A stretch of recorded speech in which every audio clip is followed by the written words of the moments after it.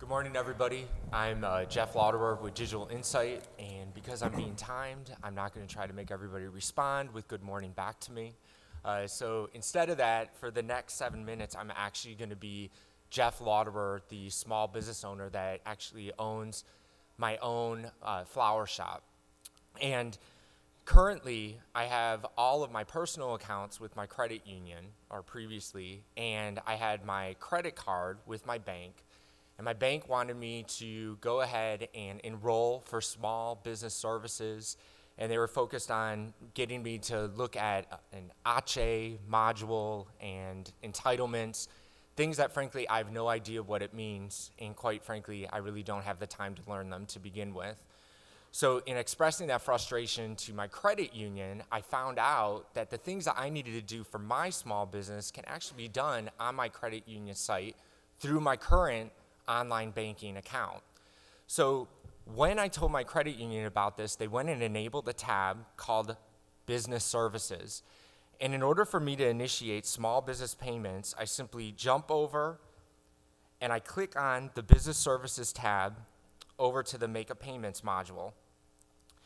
And a couple things that I'm going to do. The first one is I went in and I had to go and get some water lines installed at the greenhouse that I currently have. Now I need to go and actually pay that greenhouse, the plumbing company that installed those lines. So I go in, add them as a brand new contact, and I just type in their name, their email address, the name on their account, and then I select what is the account type at the plumbing company that I need to deposit to. In this case, it's a business checking. I plug in the routing and transit number from the check that they had given me, plug in their account number, confirm it, and that's it. At this point, I just click on Add and Continue to Pay. They're now added into my credit union's payment module. I go in and I just plug in what's the amount that I owe. I can even plug in what is it for. So for reporting purposes, I can go back and remember. And then choose what is the date.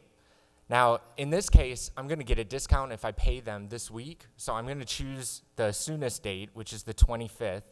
But I can also go ahead and schedule future payments if I wanted to. I go in, click Continue, confirm the fee from my credit union, click Pay. That's it. It's now sent over to my credit union. My credit union makes sure that the payment is received on time by the plumbing company. Now, with my business, on the flip side, there are many arrangements I have in the local town to deliver flowers on a regular basis, such as at the funeral home. Well, when it's time to go in, I can actually go and, with permission from the other business, collect payments through my credit union. So I just go in, I can type in the name of the person that I want to go ahead and collect money from, and I just plug in what's the amount. And again, I can throw in a memo for reporting purposes. In this case, unfortunately, it's a funeral, so we keep it by name.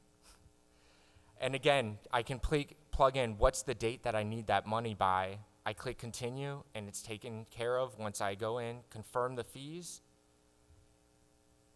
and my credit union takes care of getting the money.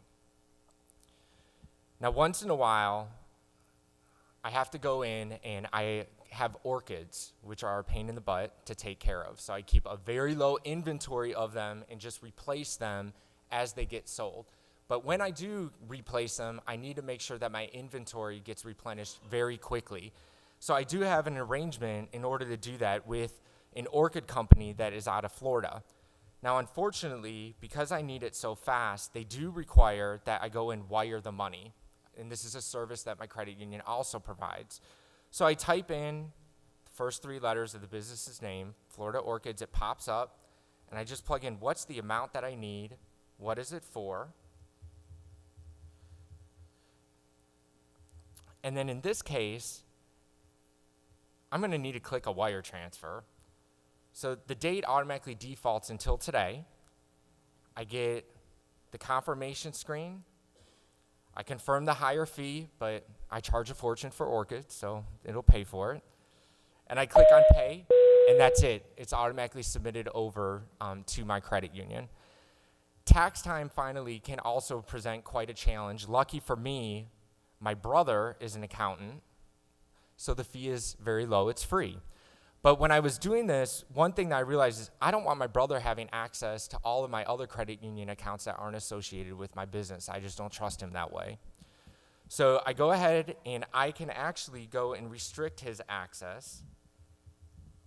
I just type in his name, his phone number, and what his email address is. And then I just go through and I select what accounts do I want my brother to be able to have access to. So in this case, I only want him to have access into my checking account.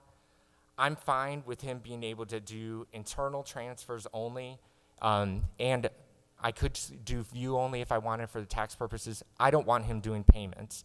If I did decide he could do payments, I can even go in and plug in a limit to which he's going to be able to make payments on wires and ACH, and I can even plug in when I want to go ahead and approve those over a certain dollar amount. So those are the services provided by my credit union. Let me go back and put my hat on, my Digital Insight hat. That's the user experience. So from the credit union's perspective, what we're doing is we're providing a mechanism for the credit union to be able to identify these small businesses that are commingled on the retail platform and give a very simplified user experience that makes sense to a small business owner in very simple terms. Nowhere did you see ACH or wire terminology that was being thrown away or thrown out. We go ahead and translate it for them. And it's a revenue maker for the credit union. Most of these members would like to stay with you and not go to the bank. Thank you very much.